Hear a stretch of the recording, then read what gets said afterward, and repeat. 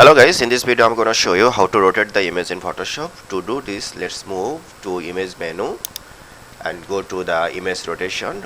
We are seeing multiple options over there.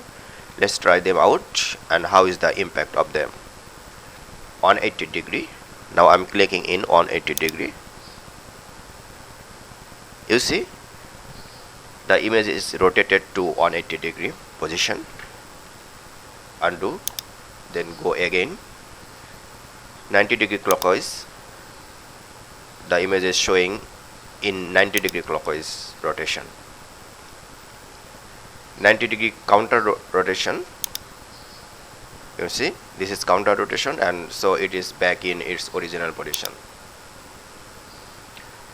And go to arbitrary. From here you can set the custom value you want. Suppose I want to 25 degree clockwise. So this is how it works.